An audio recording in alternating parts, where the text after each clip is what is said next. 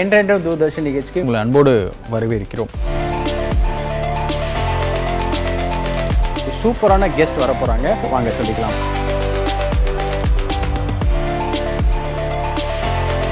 முகம் தெரியாத படைப்பாளிகளை சந்திக்கிற நிகழ்ச்சி தான் இது. என்றென்றும் தூர்தர்ஷன். இன்று நம்மிடையே ஒரு அசாதாரண மனிதரின் கதை உள்ளது. சாதனைகள், வெற்றிகள் மற்றும் ஆழமான அனுபவங்களால் நிரம்பிய ஒரு வாழ்க்கை. டாக்டர் KS நாராயணசாமி என்ற பெயரில் அறியப்படும் டாக்டர் S கோபாலி அவர்களின் அற்புதமான பயணத்தை நாம் காணப்போகிறோம். அவரது வாழ்க்கை ஒரு உத்வேகத்தின் கலைப்படைப்பு.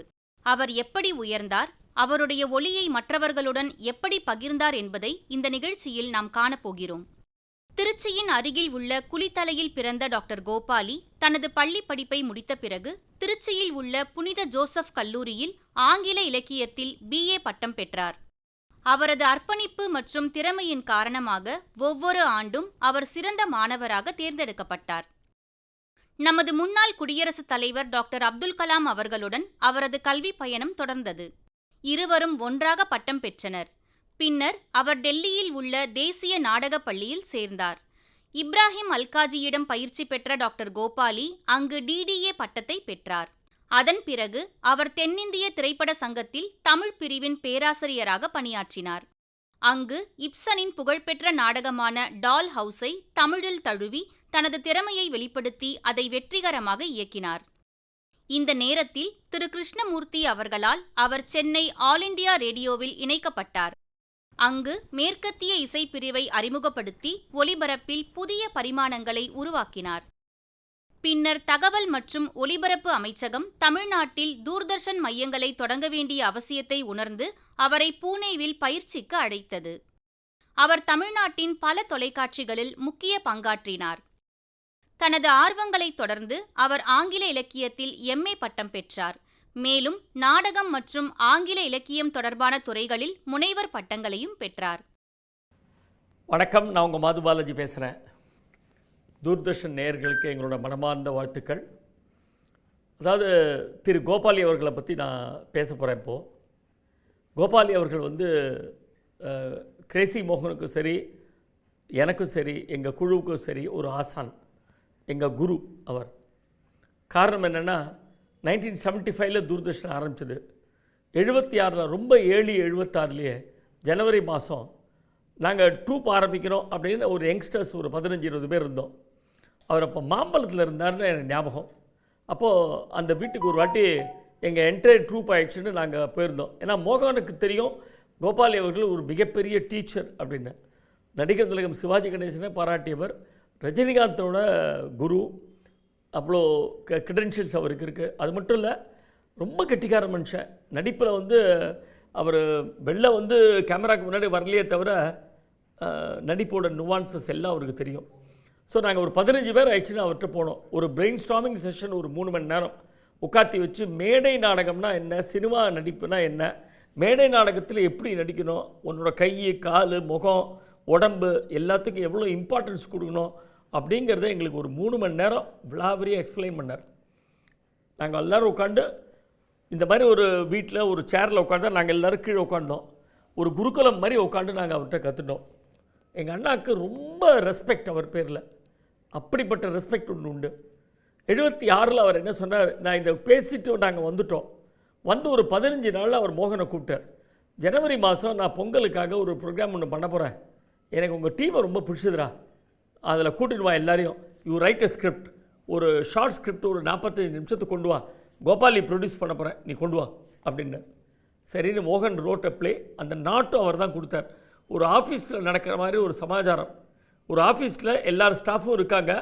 அப்போது ஊர்லேருந்து லக்ஷ்மி அப்படின்னு ஒரு ஆஃபீஸர் ஒருத்தர் வரார். அதனால் எல்லோரும் ஜாக்கிரதையாக இருங்கோ, லக்ஷ்மி இவங்க எல்லோரும் உடனே லக்ஷ்மி அப்படின்ன உடனே ரொம்ப த்ரில் ஆகிடுவாங்க. எல்லோரும் அவன் புறமாமல் ட்ரெஸ் பண்ணிவிட்டு எல்லாம் போய் எல்லாம் அமக்கலமாக கிளம்பி ஆஃபீஸுக்கு போவாங்க. கடைசியில் வந்திருக்கிறது லக்ஷ்மி நாராயணன் ஒரு ஆம்பளை, ஒரு 55-60 வயசு. அந்த நாட்டு சொன்னது அவர் தான், கோபாலி தான் அந்த நாட்டு சொன்னார். இந்த கதைக்கு நீ எழுதினு வா டைலாக்ஸை அப்படின்னார்.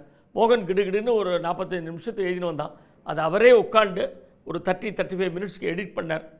எடிட் பண்ணி இன்ஃபேக்ட் அப்போ மோகனை உட்காத்தி வச்சு மோகன் normally use to right a lot. ஒரு சீனுக்கு 5 பேஜ் வேணும்னா 50 பேஜ் எழுதுவான். அவர் அப்போ உட்காந்து வச்சு சொன்னார், அந்த சீனுக்குரிய டைலாக் எழுத கற்றுக்கோ, ரொம்ப ஓவராக நீ எழுதுகிற. அது மோகன் அப்போ சொன்னால், இல்லை சார் எனக்கு நார்மலாகவே அந்த மாதிரி டெம்டேஷன் வரது, எழுதுறதுக்கு நிறைய அந்த ஹேபிட் வருது. சரி ஓகே நீ எழுது, நாங்கள் எடிட் பண்ணிக்கிறோம் அப்படிங்கிற மாதிரி சொன்னார். அந்த ப்ளே அன்றைக்கி இட் வாஸ் வெரி சக்ஸஸ்ஃபுல், ரொம்ப சக்ஸஸ்ஃபுல். அதில் என்ன ஒன்றுன்னா, அந்த ரிஹர்சல் 3 நாள் ரெக்கார்டிங். எனக்கு அப்போ சிஏ என்ட்ரன்ஸ் எக்ஸாம் இருந்தது. நான் வந்து சிஏ என்ட்ரன்ஸ் எக்ஸாம் போனோம், சிஏ போகிறதுக்காக. எங்கள் அம்மா was very adamant I should study CA. நான் அப்போ கோபாலி சார்கிட்ட போய் சொன்னேன். திருப்பி நான் I went to Mambalam. Sir அந்த மாதிரி எங்கள் அம்மா வந்து சொல்கிறா சிஏ படிக்க சொல்லி. அந்த 3 நாள் ரிஹர்சல் பண்ணுறது, அந்த அந்த ரெக்கார்டிங்க்கு என்னால் வர முடியாதுன்னு. மடையா, உங்கள் அப்பா மாதிரி இருந்து சொல்கிறேன், சிஏ யார் வேணால் படிக்கலாம், நடிப்பு எல்லோரும் பண்ண முடியாது, விடு, நீ அங்கே போக வேண்டாம், நீ வந்து இதில் நடி அப்படின்னா. சத்தியமாக அதை நான் வேத வாக்காக எடுத்துட்டு I went and acted in that play. நான் அந்த 3 நாள் ரிஹர்சல் போய் அந்த இது பண்ணேன். எந்த விதத்துலையும் நான் குறைஞ்சி போயிடல. சிஏ படிக்காததுனால சௌக்கியமாக இருக்கேன். என்னோடய வாழ்க்கை ஒரு அமைச்சூர் நடிகனா பியூட்டிஃபுல்லாக அவர் வழிகாட்டி கொடுத்தார். ஸோ இதோட வேறு என்ன ஒன்றும். அதே மாதிரி தூர்தர்ஷன் நிறைய ப்ரோக்ராம்ஸ் எங்களை என்கரேஜ் பண்ணிருக்கார். When Doordarshan went for serials பண்ண ஆரம்பிக்கும் போது, இந்த 13 எபிசோட் அதெல்லாம் பண்ணும்போது ஃபஸ்ட்டு எங்களை கூப்பிட்டு சொன்னார், அப்ளை பண்ணு, நீ அப்ளை பண்ணி வாங்க, கிரேசி மோகன் வச்சு ஒரு சீரியல் பண்ணு அப்படின்னு. அந்த ஏன்னா இல்லைனா எங்களுக்கெல்லாம் கான்டாக்ட்ஸே கிடையாதுங்க யாரும். எங்களுக்கு ஃபோன் பண்ணி சொல்லி எங்களை பண்ண வச்சார். It was a great inspiration for us. ஒரு பெரிய குரு எங்கள் எல்லாருக்கும். யாராக இருந்தாலும் மனசார எப்போ வந்தாலும் அவர் வந்து ஆசையாக கூப்பிட்டு, அவர் ஒய்ஃப் வந்து எல்லாருக்கும் காஃபி கொடுப்பாங்க. அதெல்லாம் மறக்க முடியாத டேஸ் அதெல்லாம். ஸோ அவர் என்னென்னைக்கும் ஆரோக்கியமாக இருக்கணும் அப்படிங்கிறதா. இதே மாதிரி இந்த இன்டெலிஜென்ஸோட, ஏன்னா கோபாலின்னா அந்த இன்டெலிஜென்ஸ், அந்த ஒரு கண்டிப்பு. சில பேர் திமிரும்பா, தப்பு இல்லைமே. நான் ஒரு லெவலுக்கு மேலே இன்டெலிஜென்ஸ் போனால் அந்த திமிரு வரணும். அந்த கர்வம், அந்த வித்யா கர்வம் அவருக்கு உண்டு. அதில் தப்பே இல்லைன்னு நான் சொல்லுவேன். எங்கள் அண்ணா சொல்லுவான், அந்த வித்யா கர்வம் இருக்கிறதுல தப்பே இல்லைன்னு. அப்படிப்பட்ட கோபாலி அவர்கள், நான் கோபாலிக்கு சார்னு கூட சொல்ல மாட்டேன், கோபாலின்னு தான் கூப்பிடுவேன். அவருக்கே அது பிடிக்காது. சார்லாம் கூப்பிடாத, கோபாலின்னு கூப்பிடு அப்படிம்பார். அப்படிப்பட்ட கோபாலி அவர்கள் கண்டிப்பாக இன்னும் நிறைய வருஷம் இருந்து நம்ம எல்லாருக்கும் ஒரு கைடன்ஸாக இருக்கணும்னு நான் எல்லாம் வல்ல இறைவனை வேண்டிக்கிறேன். தூர்தர்ஷனுக்கு என்னோடய மனமார்ந்த நன்றி. ஏன்னா அவர் மூலியமாக தான் நாங்கள் பாப்புலர் ஆனோம் தூர்தர்ஷனில். அதனால தான் நாங்கள் நிறைய ட்ராமாஸ் போட்டோம். இன்றைக்கி 6500 ஷோ போட்டிருக்கோம். கண்டிப்பாக we owe all our success to Gopali sir. Thank you. I am the happiest to be with Doordarshan. Doordarshan part of me, I am Doordarshan child, grandchild. Let Doordarshan feed me. It will feed me for another 10,000 years. Doordarshan never dies. It is eternal. It is like the sun and the moon. எதை பற்றி சொல்கிறதுன்னா எனக்கு ஒரே கன்ஃபியூஷனாக இருக்குது. ரஜினிகாந்தை பற்றி சொன்னால் வந்து அடிச்சு போட்டான். இவர் சிவாஜி கணேசன் யாரா சிவாஜி, நீ தானா சிவாஜின்னு கத்திட்டு போடுறான். ஏன்னா தாடி வச்சு கருப்பிட்டாரு, நீ டை பண்ணிட்டுருக்கியா, ட்ரை பண்ணிட்டுருக்காங்க கட்டப்பட்டான். ஏன்னா நீ கையில் வலது கையில் கட்டுவியா, இடது கையில் கட்டுவேன், 2 கையில் 2 கட்டுவேன், என்ன பண்ணுவேன் நீ இருக்கேன். அவ்வளோ சந்தோஷம். ஏதாவது சொல்லி வச்சா இங்கே ஓடி வந்துடும். உங்கள் அண்ணனா அப்படி தான், ஏதாவது ஒரு வாரம் சொட்ட வச்சு டை பல்ல உதவி கோபாலன்னு கூப்பிட்டான். அவன் தான் கூப்பிடுவான், எல்லாரும் கூப்பிடக்கூடாது. சந்தோஷமாக இருக்கேன், சந்தோஷமாக. Very good, very good. My God bless you. அவன் ரஜினிகாந்த் போய் யாரும் போய் டெய்லி நட்டானா போய் அடிச்சுட்டான் வாங்கி. அவன் எங்கள் அப்பாடா ராஸ்கல் எத்தனை கெட்ட வார்த்தை சொல்லிவிட்டான். தூர்தர்ஷனுக்கு இது ஆரம்பிக்கும் போது நீங்கள் கேட்ட வயின்னு இருக்கு இல்லையா, அதை லிசனர் ஸ்டேஷன் ஆரம்பித்தேன். லிசனர் ஆரம்பித்து யார் என்ன எதுக்காக சொல்கிறாரு, தூர்தர்ஷனை வெளியில் அவுட்டோரை கொண்டு போகிறதே கோபால் தான். ஹட்டெல்லாம் வச்சு எடுத்துருந்தேன். ரொம்ப சந்தோஷமாக இருக்குது. நீச்சல் பேங்கெல்லாம் வச்சு எடுத்துருந்தேன். மேலேருந்து குதிக்கிற பேங்கெல்லாம், கராட்டே பேங்கெல்லாம் நிறைய எடுத்துருந்தேன். கராட்டேயில் ஹுசைனி தெரியுமா, ஓடி வந்துட்டாங்க. அத்தனை பேருக்கும் கோபாலினா தான் தெரியும், வேறு ஒன்றுமே தெரியாது. I grew because I am the child of Doordarshan. Doordarshan for 100 many years. Doordarshan is my mother, grandmother, wonderful mother. Always gives me new thoughts. அதான் ஒரு பம்பரத்தை பற்றி எடுத்துருக்கேன், அதை போட்டான். கையில் கிடையாதுங்க கமரம் கட்டும், அதை காமிச்சான். அங்கே மோதிரம் மட்டும் மோதிரத்தை ஒரு காமிச்சான். அத்தனை போட்டு காமிச்சான். அவ்வளோ சந்தோஷம். உங்கள் அண்ணன் தான் பண்ணது. மோதிரத்தை எனக்கு ஒரு சாட்டம், மோதிரத்துக்கு ஒரு சாட்டாட்டா பாய மூட்டான்ட்டானே. அவ்வளோ சந்தோஷம். ஹாப்பியாக இருக்கேன், ரொம்ப ஹாப்பியாக இருக்கேன். I studied in Kulithalai. Kulithandalai means it is always a wonderful. It is even the sun is supposed to take its bath from Kulithalai. Kulirthandalai. It is sun is supposed to be coming round and round and குளிர்தல் ever zone, ever living zone, undying zone. அப்புறம் அங்கேருந்து சிந்தேச college திருச்சிக்கு போனேன். சிந்தேச college போனால் அங்கேருந்து மாதிரி போய் காலையில் விட்டான். ஏய் கோபாலின்னு சொன்னால் உதப்பேன்டான். டேய் ப்ரொஃபஸர் கோபாலின்னு கூப்பிட்றான், டாக்டர் கோபாலின்னு கூப்பிட்றான், எல்லாம் சந்தோஷமாக. அவர் சென்ட் இங்கிலாண்டில் போய் அனாமிகா சிஸ்டம் மியூசிக் சொல்லி கொடுத்தேன். அதாவது ஒரு சொல்லி 5-6 நிமிஷம் சொன்னான் இல்லையா, அவ்வளோதான். அவ்வளோ ஆஹா ஆஹா ஓஹோ ஆஹான்னு சொல்லாமா சொல்லாண்டா. நீ யாருடான்னு கேட்டேன். பல்ல ஊற்று விட நான் தான் நம்ம வாத்தியார் கோபால வாத்தியார் சொல்லட்டுமா சொல்ல. போது டெல்லி அப்துல் கலாம் வந்து படித்தான். அப்துல் கலாம் கூட அவன் ஒத்ததான் இன்னி வரல நட்டே கோபாலன்னு கூப்பிடுவான். என்ன வெஜிடேரியனாக ஆகிறதே அப்துல் கலாம் தான். அவ்வளோ சந்தோஷம். எவ்வளோ வரப்பு போட்டுனாலும் தின்னுட்டே இருப்பான். அள்ளி கொடுப்பான்னா காஃபி சக்கரை போட்டிருக்கேன் பிளாக் காஃபியான்னு கேட்பான். சக்கரை போட்ட காஃபி ஹாஃப் கொடு அப்படி கேட்பான். சக்கரை போட்ட காஃபி ஹாஃபா பிளாக் காஃபி பாதியா. அவ்வளோ ஆசையாக சபை கொடுக்காரா தூக்கி சட்டையில் விட்டு நான் தரேன்டா. முண்டா பாடி பண்ணுவோம் தெரியுமா, சட்டை இல்லாத. அதை நான் 2 கொடுத்துருக்கேன்டா, 1 வச்சுக்கோமா. அவ்வளோ சந்தோஷமாக இருக்குது. It's wonderful day. இது என்டையர் ஸ்டேட்டுக்கு சவுத் இந்தியாவில் என்னை எடுத்தது National School of Drama. National School of Drama இருக்குது, டெல்லியில் இருந்தது. அங்கே போனதுக்கப்புறம் முதல் கிளாஸ் எடுத்தான். அங்கே என்ன பிரச்சனை பண்ணுறது, நீ கிளாஸ் எடுத்து நான் உட்காந்துடுறேன்ட்டான். அவ்வளோ சொல்லி ஏண்டா ஒரு அக்ஷரத்தையும் அவ்வளோ நீங்கள் கரெக்டாக சொல்கிறேன், ஒரு சவுண்டையும் கரெக்டாக ஓம் ஆஹா இஹி ஓஹோ ஹம் இருக்கு இல்லையா, அது அப்படியே சொல்லலாம். ஆஹா இஹி ஓஹோ அம் அம் அம் அம் அம் அம் அம்மா அம்மா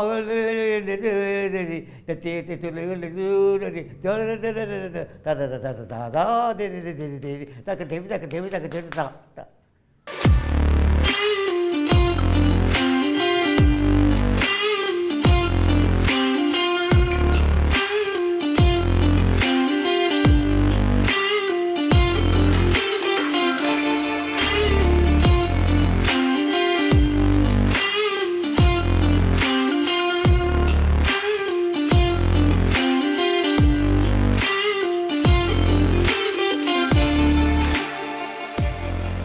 என்றென்றும் தூர்தர்ஷன் நிகழ்ச்சிக்கு உங்களை அன்போடு வரவேற்கிறோம். சூப்பரான கெஸ்ட் வர போகிறாங்க, வாங்க சந்திக்கலாம்.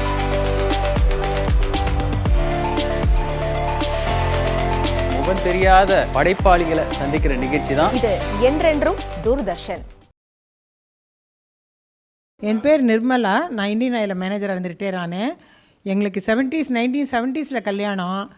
ரொம்ப சந்தோஷமாக ரொம்ப நன்னாக தான் இருந்தது. ரொம்ப பிஸி பர்சன் அவர். அப்போ ஆற்றுக்கு வரவாளும் போகிறவாளும், ஆஃபீஸ்க்கும் போயிட்டு குழந்தைலையும் பார்த்துட்டு ஆற்றையும் பார்த்துட்டு இவரையும் வரவாள்லாம் அவ்வளோ சந்தோஷமாக அவள் சொந்த வீட்டுக்கு வர மாதிரி வருவாள். அதில் எனக்கு ரொம்ப ரொம்ப சந்தோஷம்தான். வந்தால் அம்மா மன்னி அண்ணி தான் கூப்பிடுறதே எல்லோரும். அதில் இன்னொன்று, அவர் ஆல் இண்டியா ரேடியோவில் இருந்து முடிஞ்சு அப்புறம் தூர்தர்ஷனுக்கு போய் he's to help a lot. அதை நம்ம இல்லைன்னு சொல்லக்கூடாது. அந்தந்த ஒரு ஆர்டிஸ்ட்டும் அவரை ஒரு தெய்வமாக தான் இது பண்ணுறா. எங்களை அம்மா அப்பாவை தான் இது பண்ணுவாள். இப்போவும் 40 வருஷத்துக்கு அப்புறமும் அம்மா அப்பான்னு தான் கூட்டிட்டு எல்லாரும் வந்துட்டுருக்கா, எல்லாரும் இது பண்ணிட்டுருக்கா. அது மட்டும் இல்லை, இப்போ லேட்டஸ்ட்டு இவருக்கு லேட்டஸ்ட்டு இந்த மெட்டிவலி போஸும் நிறையன்னு ஸ்டூடெண்ட் 2 பேரும் அன்றைக்கி நிறையன்னு சொல்லிட்டு போகிறோம். அம்மா ஏதான அப்பாவுக்கு ஒன்றுனா உடனே கமலஹாசனோட ஷூட்டிங் இருந்தாலும் பரவாயில்ல, 10வது நிமிஷம் நான் இங்கே இருப்பேன் அப்படின்னு சொல்லிட்டு போகிறோம். கவலைப்படக்கூடாது, யோஜனையே படக்கூடாது, நீங்கள் கூப்பிடணும். நாங்கள் எல்லாம் எதுக்கு இருக்கோம், அப்பா பார்த்துக்கு தான் அப்படின்னு. அது மட்டும் இல்லை, இன்னும் ஒரு சின்ன சமாச்சாரம் ஒன்று சொல்கிறேன், அது மறக்கவே முடியாது. இவருக்கு 3வது ஆப்ரேஷன், பெரிய ஆப்ரேஷன் அப்போலோவில். Apollo 60 days. அப்போ என்னாச்சு, திடீர்னு என் பொண்ணு அமெரிக்காவிலேருந்து வந்திருந்தான். அப்போ ஒரு நாள் அந்த ஹாஸ்பிட்டலில் கூப்பிட்டு, மேடம் நீங்கள் 4 யூனிட் பிளட்டு கொடுக்கணும் மேடம் அப்படின்னா. நாங்கள் what ever they are giving, they are charging for that. அப்போ என் பொண்ணு என்னம்மா இப்படி சொல்கிறா அப்படின்னா, நான் சொன்னேன் கவலையே படாதரே, நீ பேசாமல் இருன்னு சொல்லிவிட்டு, நான் இதை சொல்லலைன்னா எனக்கு விடிவு மோட்சமே இதுவே கிடையாது. ஒரு 9:30 மணிக்கு சொன்னால் பாருங்க, 10 மணிக்கு ஒரு 10 பசங்களுக்கு ஃபோன் பண்ணேங்க. 11:30 மணிக்கு துபு துபு துபு துபுன்னு 30 பசங்க சண்டை கிட்ட. என்ன நினச்சிட்டு இருக்க மாதிரி, நீ ஏன் கஷ்டப்படுவியா, நாங்கள் பார்த்துக்க மாட்டோமா அப்பாவை, எதுக்கு நீங்கள் இருக்க சொல்கிற, பேசாமல் ஏன் இப்படி இருக்கீங்கன்னு சொல்லிவிட்டு தென் தே கேவ் 10 யூனிட்ஸ் மொத்தம். அவள் கேட்டது 4, பட் 10 யூனிட் கொடுத்தான். இளையராஜா ஒய்ஃப் எல்லாம் எப்போ பாரு என்கிட்ட தான் வருவா. மன்னி என்ன வேணாலும் என்கிட்ட தான் வருவா, இவர்கிட்ட தான் வருவா. சந்தோஷம், நமக்கு அதானே வேணும். என் பொண்ணு அதே மாதிரி நிறைய இப்போ டொனேட் பண்ணுறா, நிறைய இது பண்ணிகிட்டு இருக்கா, சேரிட்டி பண்ணுறா. எனக்கு அதான் வேணும். அதான் ஏதோ நம்ம குழந்தைகள் நல்லபடியாக இருந்தால் போகிறோம், நமக்கு வேறு என்ன வேணும். ஒரு ட்ராமா டிபார்ட்மெண்ட் எடுத்தபோது ட்ராமா 9 o'clock மார்னிங் ஆரம்பிப்பார். கரெக்டாக 2:30 மணி 3 அட்டிமோஸ்ட் 3:30 முடிச்சிடுவார்.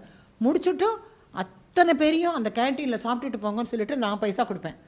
அந்த ஒரு ரொம்ப கஷ்டப்பட்டு தானே மேலே வர, ஒரு 3 மாதத்துக்கு ஒரு ப்ரோக்ராம் தான் வரும். அதனால் அத்தனை பேரையும் என்கரேஜ் பண்ணுவார். அதனால் அத்தனை ஆர்டிஸ்ட்டுக்கும் இவரை கண்டாலே ரொம்ப பிடிக்கும், உசுறு. அதான் நானும் வீட்டில் இருந்துட்டுருப்பேன், ஆஃபீஸ்க்கு போயிட்டு வர. கிரீஷ் கார்னாடெல்லாம் எங்கள் வீட்டு குழந்தை மாதிரி. கிரீஷ் எல்லாம் பிசி ராமகிருஷ்ணா, கிரீஷ் கார்னாடு, ஓம்பூரி எல்லோரும் 12 மணி மட்டும் பேசிகிட்டு இருப்பார். அது ஏதோ கடவுள் நல்லபடியாக வச்சுருக்காரு. நமக்கு தெய்வம் தான் துணை, தெய்வம் தான் எல்லாம் பண்ணணும். ரொம்ப சந்தோஷம், ரொம்ப ரொம்ப சந்தோஷம். தேங்க்யூ. என் பேர் புருஷோத்தமன். ஆகஸ்ட்டில் பிறந்ததால் அகஸ்டோ. இன்றைக்கி அகஸ்டோன்னு ஓரளவுக்கு தெரியுது அப்படின்னாக்கா அதுக்கு முதல் காரணம் நம்ம கோபாலி சார் தான். அது பழக்கம் எப்படி வந்ததுன்னு கேட்டாக்கா ஒரு முரட்டுத்தனமாக வந்தது. ஏன்னா அவர் தூர்தர்ஷனில் ஒர்க் பண்ணிகிட்ருக்கப்போ அவர்கிட்ட ஒரு அப்ரோச் பண்ணணும் அப்படின்னாவே, கோபாலியா அவர்கிட்டே போகிற, அவர் அவ்வளோ ஈஸியாக சேர்க்க மாட்டார் அவனை அப்படின்னாரு. சரி என்ன தான் பண்ணுவோம் போவோம் அப்படின்னு கோபால் சார்கிட்ட நான் போனேன். அதாவது எந்த விதமான பேக்ரவுண்ட் எனக்கு கிடையாது. சரி அவர்கிட்ட போனேன். நீ என்ன அப்படின்னு கேட்டார். நான் இந்த மாதிரி நாடகம் எழுதணும்னு நினைக்கிறேன். நாடகம்னா உனக்கு என்ன தெரியுமா அப்படின்னாரு. இல்லை சார் எழுதியிருக்கேன். சரி ஒன்று பண்ண, நீ ஒரு நாடகத்தை எழுதி நீ அனுப்பு, ஆனால் அதை உடனே போடுவோன்னு மட்டும் தயவு செஞ்சு நினைக்காத, அது நல்லா இருந்தால் உனக்கு திருப்பி அப்படியே வந்து அனுப்பிச்சிடுவேன் அப்படின்னாரு. சரி சார் அனுப்பினேன். அவர் சொன்ன மாதிரி சாய்நார் கல் ஒரு நாடகம் அனுப்பினேன். அடுத்த ஒரு 10 நாள் எனக்கு அப்படியே திரும்பி வந்தது. மன்னிக்கவும், இது ஒளிபரப்ப முடியாமைக்கு நான் வருந்துகிறேன் அப்படின்னு அவருடைய கையெழுத்து இருந்தது. உடனே எனக்கு ஒரு பாசிட்டிவ் எனர்ஜி ஒன்று வந்தது. இவர் கையாலேயே மறுபடியும் நாடகத்தை கொடுக்கணும் அப்படின்னு ஒரு முடிவு கட்டி மறுபடியும் ஒரு நாடகம் எழுதினேன், முகவரிகள் அப்படின்னு. என்ன எழுதிட்டியா? எழுதிட்டேன். சரி இந்த நாடகம் நல்லா இல்லைன்னா மறுபடியும் இதே மாதிரி திருப்பி வரும் அப்படின்னாரு. அது அனுப்பிச்சேன். அனுப்பின உடனே ஒரு 10 நாள் எனக்கு ஒரு கால் வந்தது. உடனே நீ வா ஸ்டேஷனுக்கு வா அப்படின்னாரு. வந்தேன். டேய் ரொம்ப அருமையாக எழுதியிருக்கடா நாடகத்தை, இது உடனே நாங்கள் இதை பண்ணுறோம், டெலிகாஸ்ட் பண்ணுறோம், அது மாதிரி இப்போ ரெக்கார்டிங் பண்ணுறோம் அப்படின்னாரு. ஸோ அன்றைக்கி ஆரம்பிச்சது தான் என்னுடைய உறவு, குரு அண்ட் சிஷியன் உறவு. அதில் இருந்துட்டு கிட்டத்தட்ட 25 நாடகம் 30 நாடகம் அவர்கிட்ட எழுதியிருக்கேன். கோபால் சாருக்கு மட்டுமே. அஃப்கோர்ஸ் மற்ற ப்ரொடியூசர்ஸுக்கு எழுதியிருக்கேன். ஆனால் இவருக்கு எழுதுந்து கிட்ட 25-30 நாடகத்துக்கிட்ட இருக்கும். ஒவ்வொரு நாடகம் பார்த்துட்டு அவர் படக்கூடிய அந்த இது இருக்குது பாருங்கள், ஹார்டு ஒர்க் இருக்குது பாருங்கள், அது ரொம்ப சொல்லி அசாதாரணமானது. அது அந்த அளவுக்கு ஒவ்வொன்றுத்துக்கும் ஒரு பெயின் எடுத்துப்பார் அவர். இது இப்படி இருக்குது, அது அப்படி இருக்குது, அப்படி இருக்குன்னு சொல்லிட்டு. ஆனால் எந்த வித காரணத்தை கொண்டோ நம்மளை கேட்காம எதையுமே அதை அடித்தல் திருத்தலாம் ஒன்றும் பண்ண மாட்டார். டே இந்த இடத்துல நான் மாற்றிருக்கேன் பண்ணலாமா அப்படின்னு கேட்பார். அவர் கேட்க வேண்டிய அவசியமே என்கிட்ட கிடையாது. இருந்தாலும் கேட்டு தான் அதை பண்ணுவார். அதுக்கெல்லாம் முடிச்சுட்டு அந்த நாடகத்தினுடைய உட்காந்துட்டு அந்த கேரக்டர்ஸ்கிட்ட பேசும்பொழுது அவர் அதல்வாகவே ஆனிடுவார். இது இப்படி நடக்கணும், இப்படி செய்யணும், அப்படி செய்யணும் அப்படிங்கிற மாதிரி. அதுக்கப்புறம் எனக்கு மேடை நாடகத்தில் எனக்கு தொடர்பு இருக்கிறதால என்னுடைய நாடகத்தை அத்தனையும் அவர் பார்த்துருக்காரு. அவர் இந்தியன் எக்ஸ்பிரஸ்லேயும் அதனுடைய ரிவ்யூலாம் எழுதியிருக்காரு. எந்த நாடகம் அவர் மிஸ் பண்ணதே கிடையாது. எல்லா நாடகத்தையும் அருமையான ரிவ்யூ கொடுத்துட்டு அந்த ரிவ்யூனால எனக்கு பல இடத்துல வாய்ப்புகள் எல்லாம் கூட கிடைச்சிது.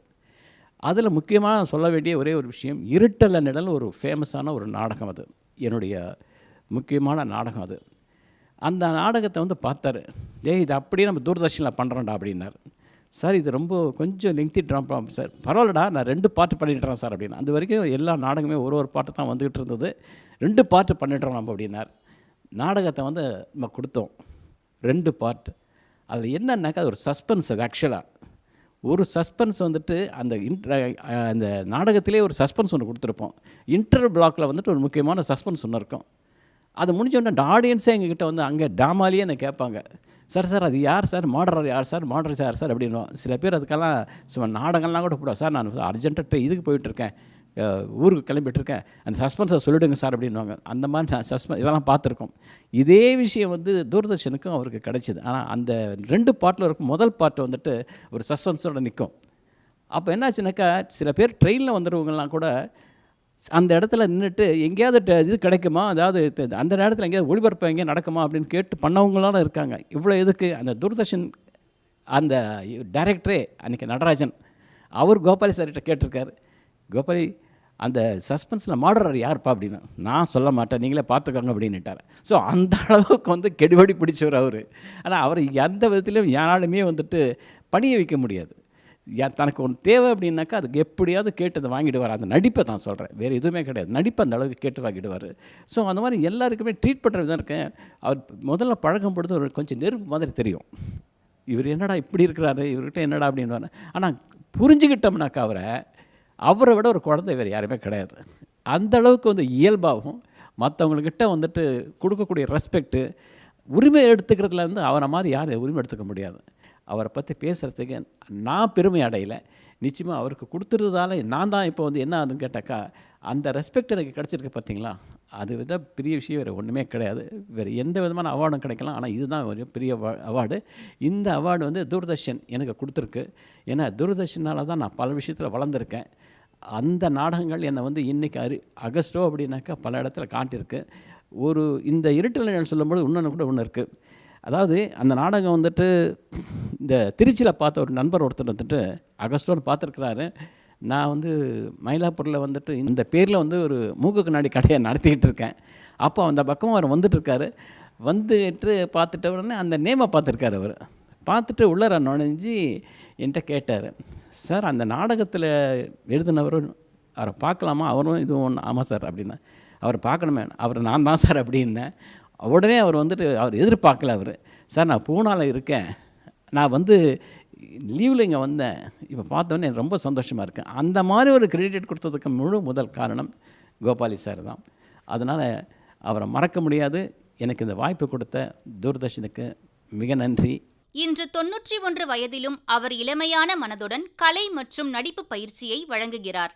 ஒளிப்பதிவு, குரல் பயிற்சி, இயக்கம் போன்ற துறைகளில் பல இளைஞர்களுக்கு பயிற்சி அளித்து உலகம் முழுவதும் மகிழ்ச்சியை பரப்புகிறார். அவரது பயணத்தில் அவர் அடைந்த சாதனைகள் எண்ணில் அடங்காதவை. வாழ்க்கையில் ஒவ்வொருவருக்கும் ஒரு நோக்கம் இருக்கிறது. என் பாதையில் என்னுடன் நடந்த அனைவருடனான எனது சந்திப்பு வளமானதாகவும் நிறைவானதாகவும் இருந்தது. நான் கடவுளுக்கு மிகவும் நன்றியுள்ளவனாக இருக்கிறேன் என்று டாக்டர் கோபாலி தனது எண்ணங்களை பகிர்ந்து கொண்டார். இந்த வார்த்தைகள் வாழ்க்கையின் உயர்வை, நிறைவை மற்றும் கடவுளுக்கு நன்றி செலுத்தும் உணர்வை பிரதிபலிக்கின்றன. Doctor S. கோபாலி அவர்களின் வாழ்க்கை நமக்கு ஒரு உத்வேகமாக இருக்கிறது. அவருடைய சாதனைகள் மற்றும் பங்களிப்புகள் என்றென்றும் நம் மனதில் நிலைத்திருக்கும்.